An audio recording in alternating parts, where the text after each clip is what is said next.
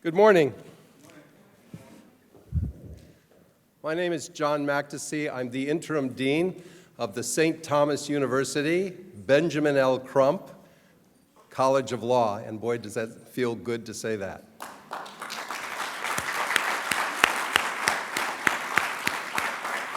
It is my distinct honor today to introduce our president, President David A. Armstrong, who will introduce our guest speaker today.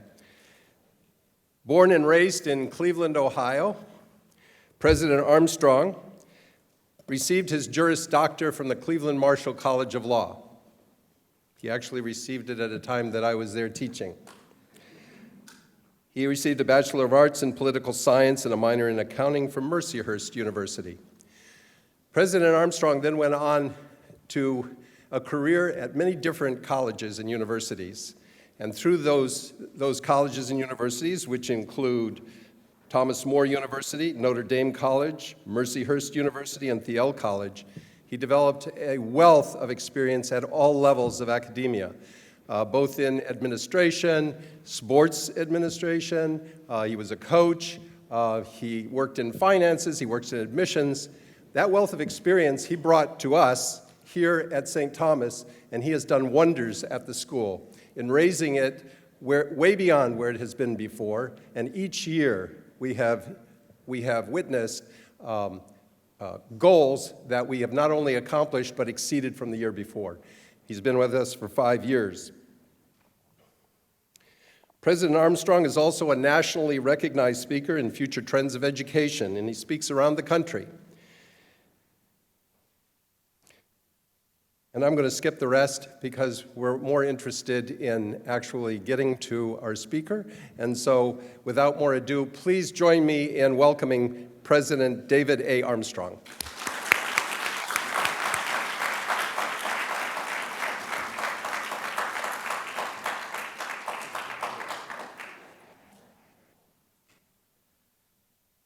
Good morning, everyone. Welcome to St. Thomas University's Benjamin L. Crump College of Law, and today we have Benjamin L. Crump here. Yes, that's pretty special. Thank you for that wonderful prayer, and thank you for our saxophonist. That was amazing. Let's give him another round of applause.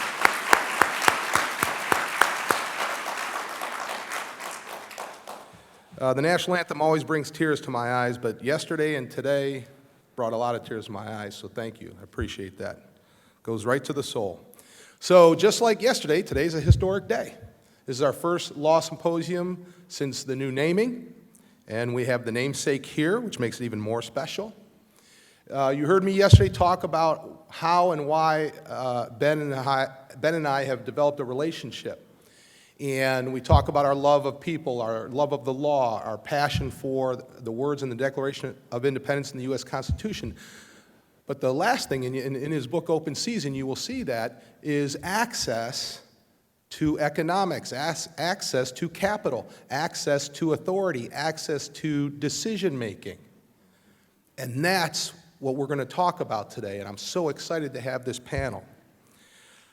I wish, in a perfect world, that we can all be colorblind and that we don't see our pigmentation of our skin. I would love that, okay? Martin Luther King, that's what he talked about. But we know that's not the reality, right? There's things that we have to deal with in this country, in this world, and with each other. And so, for me, as a person who hires people and creates a team, access, representation is important. And again, the Center for Social Justice, the Benjamin L. Crump Center for Social Justice here, sponsored by Truist Bank, the second pillar is about helping what we call our Bald Eagle Project, is getting more African-American male lawyers who are underrepresented in the legal community into the legal community. Because again, representation is important. And again, if we want true equality, it has to happen in the boardroom, in the C-suite, and in the mayor's office, and all those things. And so I'm so excited today to introduce America's lawyer, America's black attorney general, okay, and my good friend, and now our wonderful namesake of our College of Law here at St. Thomas University, Benjamin L. Crump.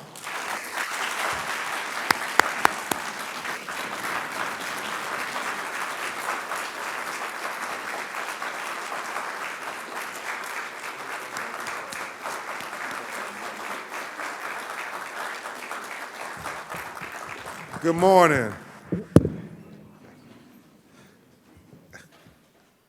I would say, I wouldn't be honest if I didn't say it was a little humbling looking up at the sign.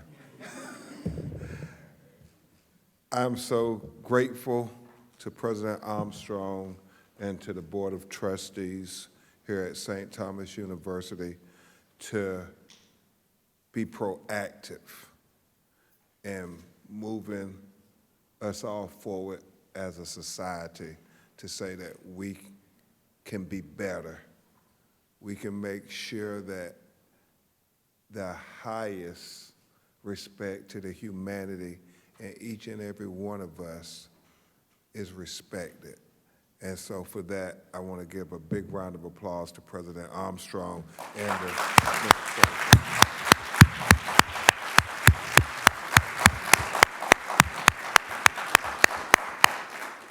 So initially this morning, it was going to be me and Armstrong Williams talking, and unfortunately, he had to go back because a matter came up.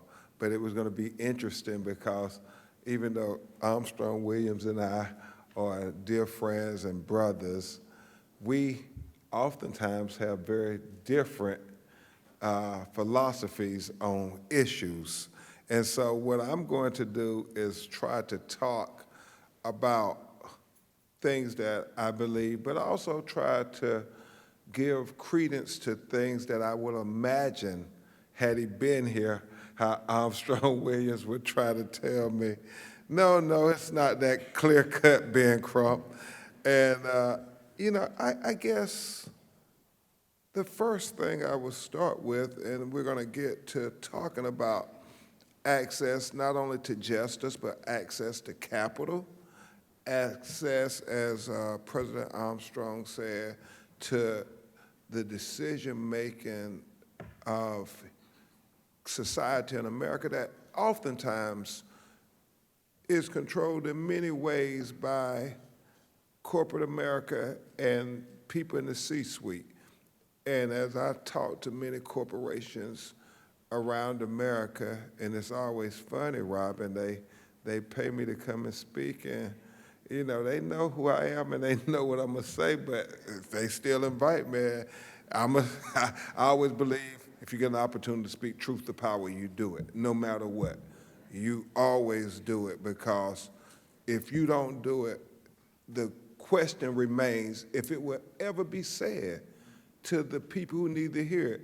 And so it's always funny, Dave, I go and I tell them, we find that you're biased and you can be better. And they say, okay, we want to try. We're not going to push back on it, Ben, because you have a different perspective. But the beautiful thing about that whole dynamic is we try to listen to one another. Oftentimes, you have people who say it's my way or the highway, or they draw a line in the sand, and they never, ever will consider the other perspective. The great Justice Oliver Wendell Holmes talked about that when he said, a mind stretched by a new idea never gains its former dimensions.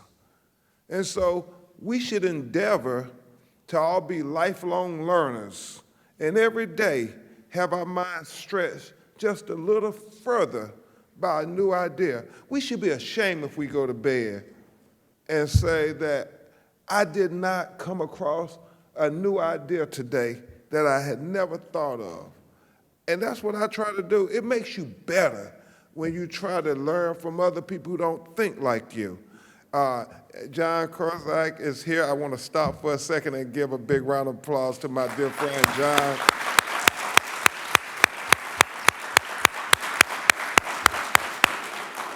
Because I would tell you, President Armstrong for as long as I can remember. John has always put his money where his mouth, and they've had a minority mentoring picnic where they would try to pair young students who had historically been denied access to give them access in the legal profession. So John, that's never lost on any of us what you have done over the balance of, I think, 30 years now.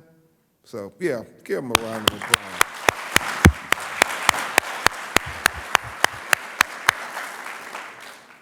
And so, talking about just that perspective of different ideas and so forth, we have to agree that we can disagree, but not be disagreeable. And what I always believe, I will respect your disagreements with me as long as it's not me having to accept the denial of my humanity.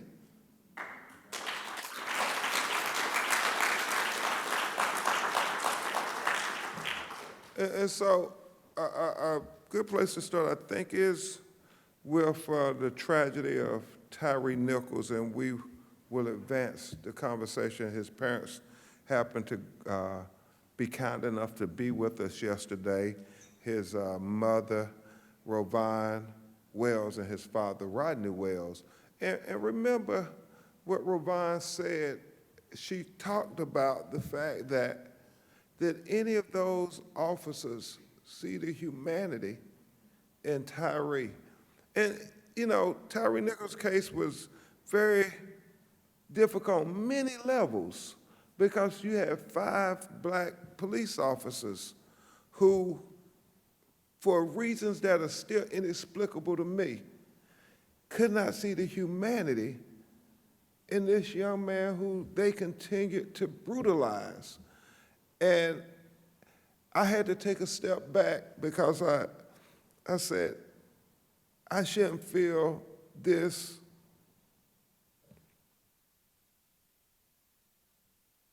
just completely compromised in my soul, saying, well, I have so much trouble that those black officers couldn't see the humanity in Tyree. I should feel the same way if they were white officers. It should not matter what the race of the officer is. Any human being should see the humanity in our fellow human being, regardless of skin color. And so we have to change our mentality. We have to rise to a different level. We have to be better than what we saw on not just the Tyree Nichols video, but also on the George Floyd video. It has to be a respect for humanity, that we believe in humanity. We believe that all of us have something to offer in the world. I think so often about when we talk about the least of these, it sounds like a cliche, but if the least of us can have equal opportunities at the American promise of life and liberty and the pursuit of happiness, then what it's really saying is all of us can have it. But if the least of us cannot, then we all have to be concerned. We all have to be concerned that your access to justice, your access to life and liberty can be taken away.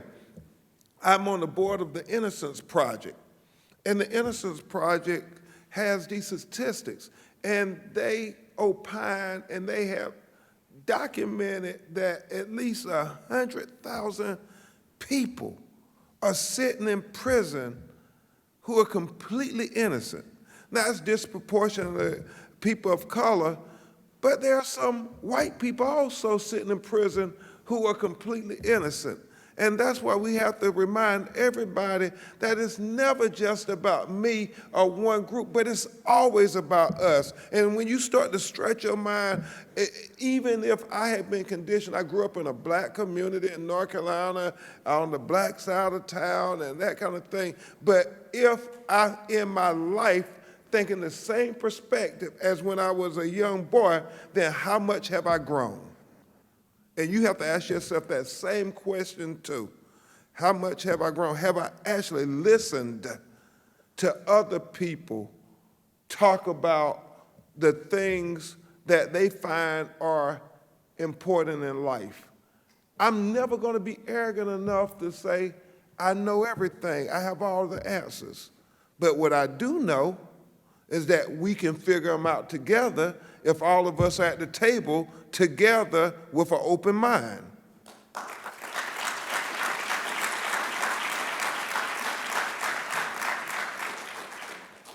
And I don't expect us all to agree. That wouldn't be the most productive table if we're sitting down and we all agree. You know, for years in America, we've had executive boardrooms, whether on the corporate level or at the White House or at the Supreme Court of the United States, the state Supreme Courts, where it's just all white men.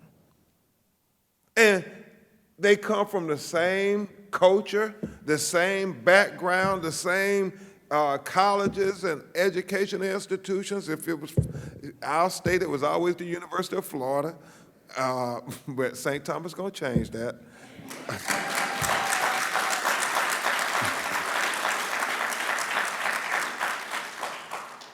And they will keep producing the same ideas, keep producing the same outcomes. And it really makes you think about that cliche.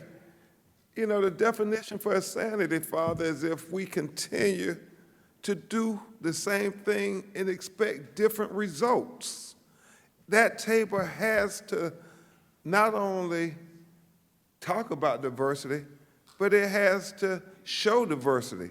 Just when we look at it, I think about, you know, Jesse Jackson had a great quote, and I always like to share when I get a chance with people to talk about it. Jesse Jackson said that before Jackie Robinson broke the color barrier in sports in America, the critics all said that if we had black people and brown people allowed to play Major League Baseball, it would bring down the quality of the game.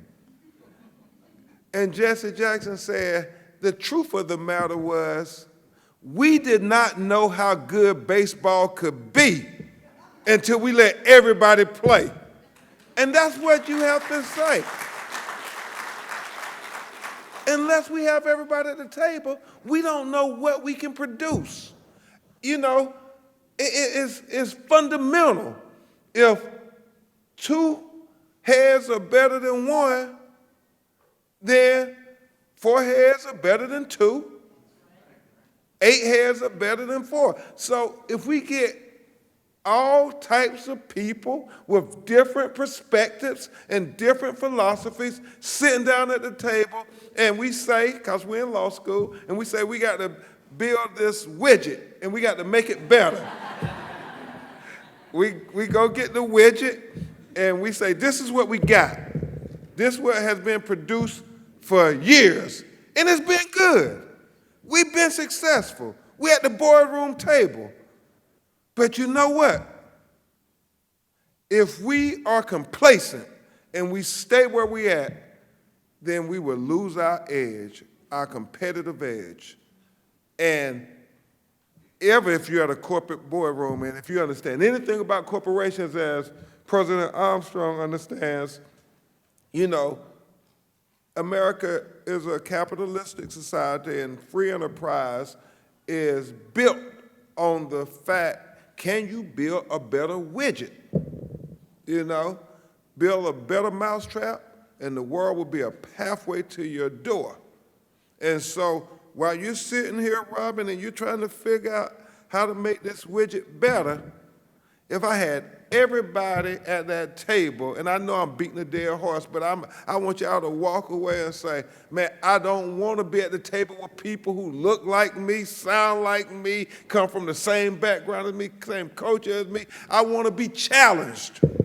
And I welcome the challenge of different people and different mentalities. And so that widget will never, ever evolve unless we have women perspectives at that table, unless we have different ethnicities at that table, unless we have different ages at that table. Right before I came here and right before the State of the Union address, I was invited to speak to AARP up in Washington, D.C. at their national headquarters. And it was kind of deep because they made me think a different way. They said, you know, we don't often talk about ageism, and we don't often talk about the value of our seniors and so forth.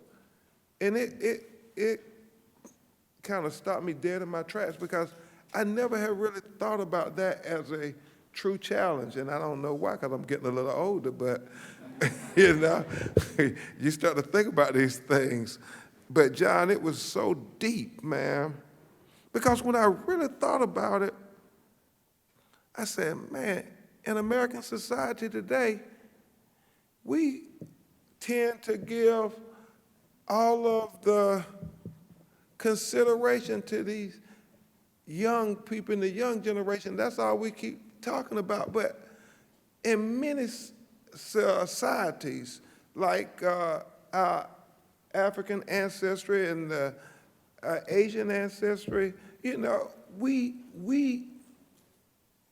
forget what they often do. They give the greatest value to the elders and the seniors, the people who have life experiences, the people who have a perspective that says, I have learned over time. And so I thought about that, and then I started thinking about my grandmother, who I think is the wisest person to ever, you know, I met on the face of this earth, and she only had an 8th grade education, but she had, you know, uncommon wisdom, that King Solomon type wisdom. I remember President Armstrong when I was a little boy and it was cold and you didn't want to go to school. You say, Grandma, it's bad weather out there, it's cold weather. My grandmother would say stuff like, there's no such thing as bad weather, it's just people who didn't properly prepare for the weather. And you know, it's perspective. With her age, her wisdom, her experience. And I just think about, those are the people who we should exalt in society, but oftentimes we don't value them. We don't have a healthy respect for them.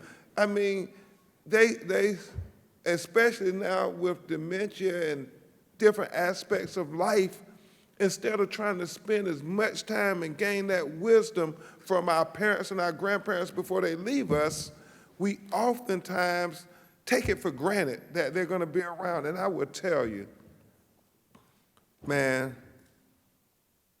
until you lose a parent or a grandparent, you truly don't understand how valuable every day was to try to learn from them. And so that's what we must continue to do, is try to stretch our minds in every way imaginable to be the best version of ourselves. I know it's so funny, Mark Twain, John, I read, said, when I was 12 years old, my old man was so stupid I could hardly stand to be around him. And then when I turned 20 years old, it was amazing how intelligent he had become in 8 years. That's because he did not value his father. He thought he was just old and out of touch and out of time. But you will find that your parents and your grandparents, just like when you were, 25 and 26 years old and knew everything, or I dare I say, when you were a teenager and you really knew everything, you find out that you don't know everything and that you could benefit from listening and talking with your elders and giving a healthy respect. I don't know if they wanted to give Q&A or not, but I see Robin had to leave, so I have no place to look. I can keep talking, but I think I've said enough. And so, Madam. Oh, okay. Well, if y'all want me to keep talking, I'm a trial lawyer. I can run my mouth. Before we do that, can I invite John to just say a word about access to the legal profession? John Cronkite, I want to welcome you to the L Crump College of Law.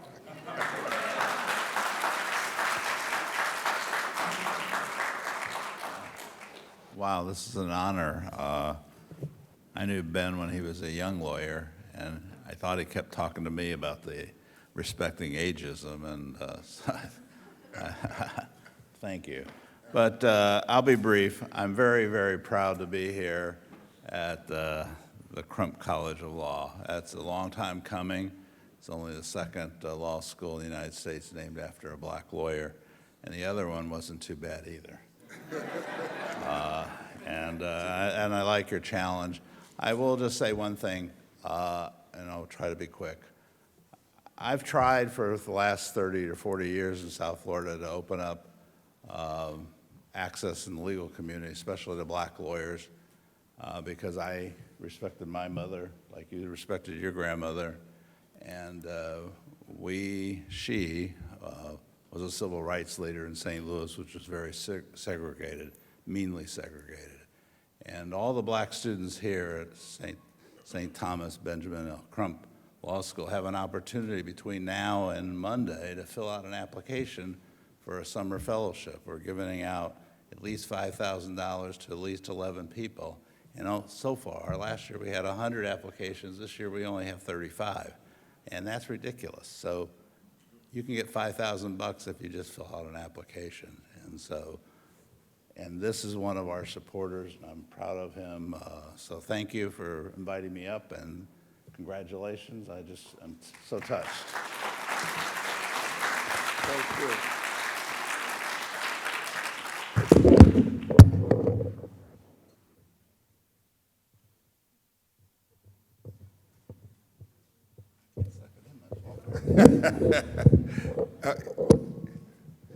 So we'll open it up for questions and answers, I think. And you can. Thank you, Dean. Any questions, lawyers? Yes, ma'am. Hi, how are you?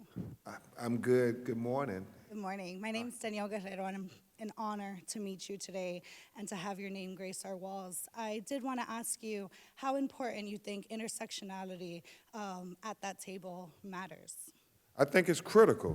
I think that you have to have people who have different perspectives. If you don't have people who have different perspectives, then you're losing out. It is that simple. I want people who I may never ever have thought of their perspective, but had they been at that table. And so I think you have to, with open arms, welcome everybody to that table and say, we're going to learn from you. Your opinion is just as valuable as my opinion. Your walk of life is just as valuable as my walk of life.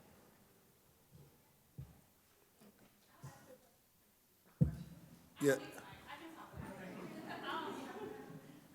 Good morning. My question is, you spoke on ageism, and the main topic here today is lack of access. So coming off of the now naming of the college in your honor, what are some steps that can be taken to ensure that the future lawyers that are to come can have access to the value of the individuals as they do age and access to the knowledge Now, that's a great question. And your name? Angelica. You know, one of the things I would say is if you don't know it, when you become a lawyer, you better get a mentor quick. Somebody who is going to kind of have your back, per se, but more importantly, show you the ropes. There are certain things you will never learn in law school, Dean, that, boy, you'll learn quick by going in that courtroom. Yeah, man. And I don't know if they sometimes teach judges this, but judges like taking us lawyers down a peg. As smart law review lawyers and moot court lawyers, they want to put you in your place quick and say, hey, right now, this is my courtroom, and I want you to understand how we do things here, not just theoretical law, but how we do things in reality. And so, Angelica, that would be the thing that I would implore you all to do. Make sure you have a mentor and that mentor is accessible to you. And the beautiful thing about being young, y'all, is everybody wants to help you. You know, people want to help you. Now, I will tell you, as you get a little older, they start seeing you as a competition a little more. But while you're young, they want to help you. And I hope that we have people in our profession that are very secure within themselves, that I want them to be like Irma Bombeck, who said, you know, when I die and I'm before the pearly gates, I want to be able to tell God, I used all my talents that you gave me, every last one of them, to try to make a better world for the next people to follow me. And hopefully you have mentors like that, and that's how you get the access to them. And if you find that a mentor is, you know, busy and so forth, I wouldn't give up on them, but you can have multiple mentors. You know, people, reality is people are busy now, and, you know, anybody who's dealt with me at all, first thing I say when you call me is talk quick. You know, I got like, give me the elevator pitch. I ain't got time because we busy. And then the other thing that I tell my staff, everybody who works with me, we have 2 implied mottos. You know, I got these offices all across the country, and we're doing all this work, and it's because we have a good team while we're able to do it. But the 2 implied mottos at B & Crump Law Firm is simply this.